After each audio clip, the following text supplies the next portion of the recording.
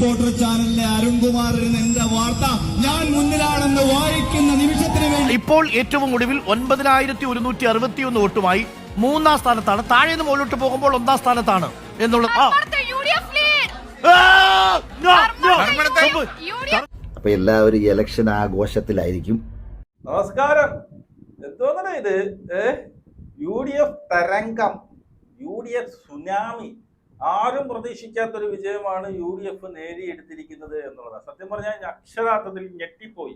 ഇത്രയും വലിയൊരു ഭൂരിപക്ഷം UDFന് നേടിയെടുക്കാൻ കഴിയുമോ എന്നുള്ളത് നമുക്ക് ആരും പ്രതീക്ഷിച്ചില്ലായിരുന്നു. ഈ പറയുന്ന ഒരു മടുപ്പ്, 10 കൊല്ലം കൊണ്ട് ഒരു പാർട്ടി ഭരിക്കുകയല്ലേ, ഇനി നിങ്ങൾ വന്ന് മാറിയിരി, ഇനി മറ്റൊരു ഭരിക്കട്ടെ എന്നൊരു മടുപ്പ് പൊതുവെ ജനങ്ങളിൽ ഉണ്ടായിരുന്നു. അതുകൊണ്ട് തന്നെ ജയിച്ചാലും ജസ്റ്റ് ഒരു കേവല ഭൂരിപക്ഷത്തോടു കൂടിയൊക്കെ ജയിക്കുമെന്നൊക്കെയാണ് കരുതിയത്.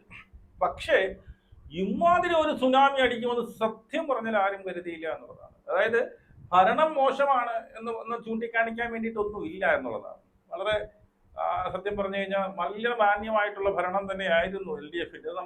നമുക്ക് ഒരു ഭരണ പ്രശ്നമോ നമുക്ക് ചൂണ്ടിക്കാണിക്കാനായിട്ടില്ല എന്നുള്ളതാണ്. പക്ഷേ ഇവിടെ ഭയങ്കരമായിട്ടൊരു തരംഗമാണ് സംഭവിച്ചിരിക്കുന്നത്. UDFന് ഭയങ്കരമായിട്ടൊരു തരംഗം സൃഷ്ടിക്കുക. ഞാനിപ്പോൾ നോക്കിയപ്പോൾ ഏതാണ്ട് 102 സീറ്റുള്ള, എനിക്കൊരു 98-100-നകത്ത് വെച്ച ഒരു സീറ്റുകൾ പിടിക്കുമെന്നുള്ളതാണ്. LDF തകർന്ന് തരിപ്പണമായി പോയി എന്നുള്ളതാണ്. പിണറായി വിജയൻ വരെ 7 റൗണ്ട് വരെ പിന്നിലായിരുന്നു എന്നൊക്കെ ആലോചിക്കുമ്പോൾ കോട്ടകൾ, LDFയുടെ കോട്ടകൾ വരെ നാനാ വിശേഷമായി മാറിയിട്ടുണ്ട് എന്നുള്ളതാണ്. ഇപ്പൊ BJPക്ക് ചാത്തന്നൂരിൽ BJPക്ക് ഒരു സീറ്റ് അവരെന്തായാലും കുറിച്ചിട്ടുണ്ട്. ഇനി അടുത്ത ഒരു പ്രതീക്ഷയുള്ളത് നേമത്താണ്. നേമത്ത് നോക്കാം, ചിലപ്പോൾ ജയിക്കാം, ചിലപ്പോൾ അവിടെ ശിവൻകുട്ടി ജയിക്കാനുള്ള ചാൻസസും കൂടുതലാണ്. കാരണം ഇനി അങ്ങോട്ട് വോട്ട് എണ്ണാനുള്ളത് ശിവൻകുട്ടിയുടെ അല്ലെ LDFന്റെ ശക്തി കേന്ദ്രങ്ങളിലാണ്. അതവിടെ നിൽക്കട്ടെ എന്നുള്ളതാണ്. ഇപ്പോൾ ഞാൻ വന്നത് മറ്റൊന്നുമല്ല, അഖിൽ കോട്ടാത്തല, നമ്മുടെ ബിഗ് ബോസ് മലയാളം സീസൺ 5 അല്ലേ, 5ന്റെ വിന്നർ അഖിൽ കോട്ടാത്തല. എന്തൊക്കെ തള്ളായിരുന്നു എന്റെ കർത്താവ്. അഖിൽ മാരാറാണ് സത്യം പറഞ്ഞാൽ. ഒരുപാട് പേര് തോറ്റു. പിന്നെ റോബിനെ കുറിച്ച് കാണാനില്ല. ഡോക്ടർ റോബിൻ രാധാകൃഷ്ണനെ കുറിച്ച് ഒരു വാർത്ത പോലും പറയുന്നില്ല. 3-ാം സ്ഥാനം ആയതുകൊണ്ട് തന്നെ ആരും അതിനെക്കുറിച്ച് സംസാരിക്കുന്നതേ ഇല്ല. പക്ഷെ അഖിൽ മാരാറെ കുറിച്ച് എല്ലാ മീഡിയയും സംസാരിക്കുന്നുണ്ട്. കാരണം അഖിൽ മാരാറിന്റെ കയ്യിലിരിപ്പ് അഹങ്കാരം എന്നാണ്. അതായത് ഞാൻ 10,000 വോട്ടിന്റെ ഭൂരിപക്ഷത്തിൽ ജയിക്കും, ഞാൻ ഈ പറയുന്ന ബിഗ് ബോസിൽ ജയിച്ചതുപോലെ ആരും പ്രതീക്ഷിക്കാതെ ഞാൻ ജയിക്കും എന്നൊക്കെ പറഞ്ഞു. ഇപ്പൊ ഈ നമ്മുടെ ഹാഷ്മി തന്നെ രാവിലെ ഒരു ന്യൂസ് പറഞ്ഞു, 100% ജയിക്കുമെന്ന് ഉറപ്പിച്ച് പറഞ്ഞ ഒരേ ഒരു മത്സരാർത്ഥി ഉണ്ടായിരുന്നുള്ളൂ, അത് അഖിൽ മാരാറാണ്. ആ അഖിൽ മാരാറ് ഈ പറയുന്ന നമ്മുടെ അരുൺകുമാറിനെ വെല്ലുവിളിച്ചത്. അതായത് അരുൺകുമാർ എന്ത് ചെയ്യും, അവിടെ എന്റെ റിപ്പോർട്ടർ ചാനൽ ഇരുന്നു കൊണ്ട് അഖിൽ കോട്ടാത്തല 1-ാം സ്ഥാനത്ത് നിൽക്കുന്നു എന്ന് പറയിപ്പിക്കും, അത് ഞാൻ കേൾക്കും എന്ന് പറഞ്ഞൊരു വെല്ലുവിളി ഉണ്ടായിരുന്നു. സത്യം പറഞ്ഞു കഴിഞ്ഞാൽ അതിന് ഉത്തരം അരുൺകുമാർ ഇതുവരെ കൊടുത്തിട്ടില്ലായിരുന്നു. പക്ഷെ ഇപ്പോ അമ്മയുടെ അണ്ണാക്കിൽ അടിച്ചു കൊടുക്കുന്ന ഒരു ഉത്തരം കൊടുത്തിട്ടുണ്ട് എന്നുള്ളതാണ്. 1-ാം സ്ഥാനത്ത് തന്നെയാണ് എന്ന് പറഞ്ഞുകൊണ്ട് അരുൺകുമാർ ഒരു റിപ്പോർട്ട് കൊടുത്തിട്ടുണ്ട്. അത് താഴെ നിന്ന് മേളിലോട്ട് പോകുമ്പോഴും 1-ാം സ്ഥാനം എന്ന് പറഞ്ഞുകൊണ്ട് കൃത്യമായിട്ട് അണ്ണാക്കിൽ അടിച്ചു കൊടുത്തു എന്നുള്ളതാണ്. അതിനോടൊപ്പം അഖിൽ മാരാർ ഇപ്പൊ ഹോസ്പിറ്റലാണ് എന്നുള്ളതാണ്. ഭാര്യ എന്തോ തലയിറങ്ങി വീഴുന്നുണ്ട്, എന്തോ ഇവിടെയൊക്കെ എന്തോ ട്രിപ്പൊക്കെ ഇട്ട് വെച്ചിരിക്കുന്നുണ്ട്. ഈ പറയുന്ന റിസൾട്ട് കണ്ട് ബോധം കെട്ടതാണെന്നാണ് എനിക്ക് ഡൗട്ട്. വളരെ ഇലിഭ്യനായി ഒരു ഉളുപ്പില്ലാതെ ചിരിച്ചുകൊണ്ട് റീൽ വിട്ടിട്ടുണ്ട് എന്നുള്ളതാണ്. അതിനെക്കുറിച്ചാണ് നമ്മുടെ ഇന്നത്തെ വീഡിയോ. ആദ്യം അഖിൽ മാരാറ് എന്താണ് ഈ പറയുന്ന അരുൺകുമാറിനെ വെല്ലുവിളിച്ച വീഡിയോ കാണണ്ടേ, അത് കാണാം.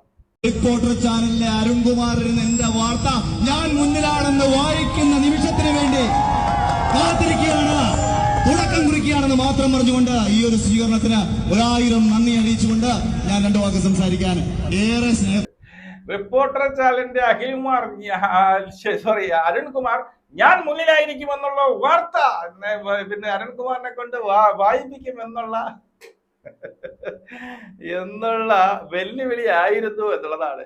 ആ സമയത്ത് ഈ പറയുന്ന അതിനുള്ള മറുപടി, ആ വാർത്ത വായിച്ചു. ആ വാർത്ത അരുൺകുമാർ എങ്ങനെയാണ് വായിച്ചതെന്ന് കൂടി കേൾക്കാം.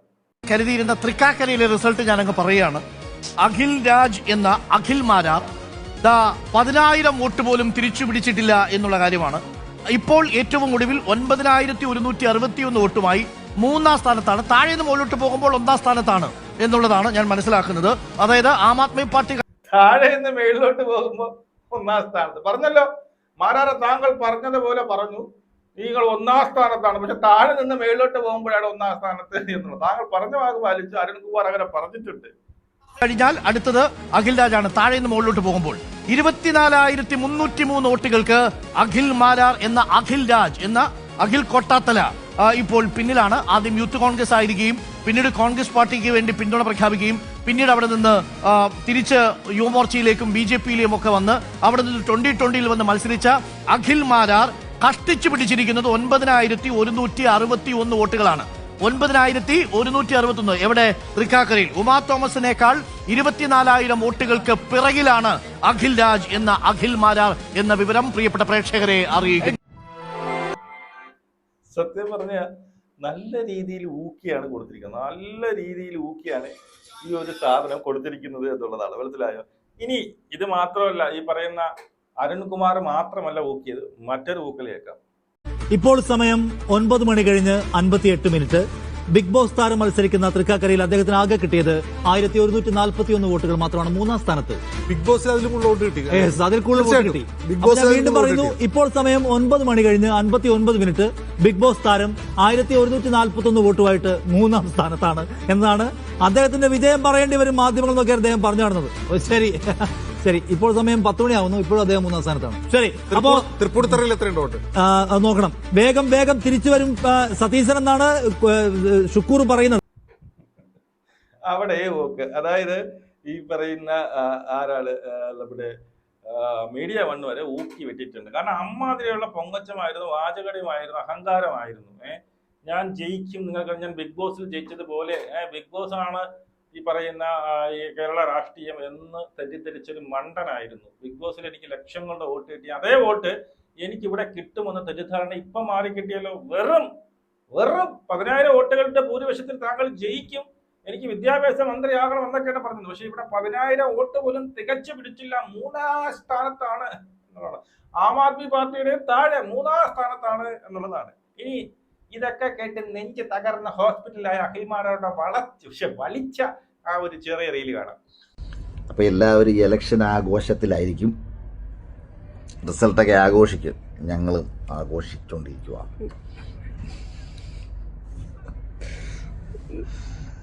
അപ്പോൾ കേരളത്തിലെ എല്ലാ ആഘോഷ ടീമുകൾക്കും ഹാപ്പി ആഘോഷം.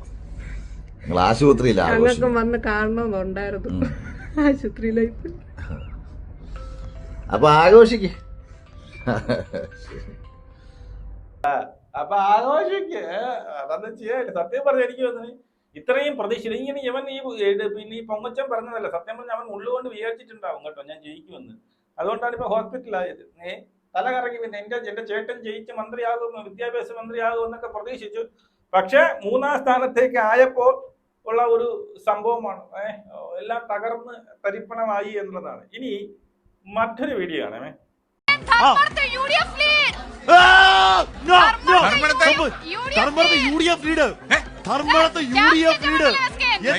പിടിച്ചോ, ഞാൻ സമ്മതിക്കില്ല, ഇത് സമ്മതിക്കില്ല.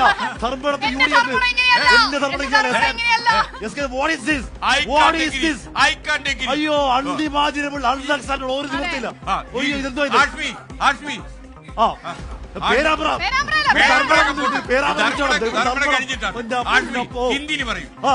ധർമ്മത്തെ പിന്നിൽ മുഷ്കിൽ തോടാ രഹി. അയ്യോ, ഒരു നിവർത്തിയില്ല. വയ്യ ധർമ്മത്തെ ബഡി മുഷ്കില്, ബഡി മുസ്കുറാത്തെ. ആകെ പ്രശ്നം. ദിമാഗ് ഖറാബ്, ദിമാഗ് ഖറാബ്.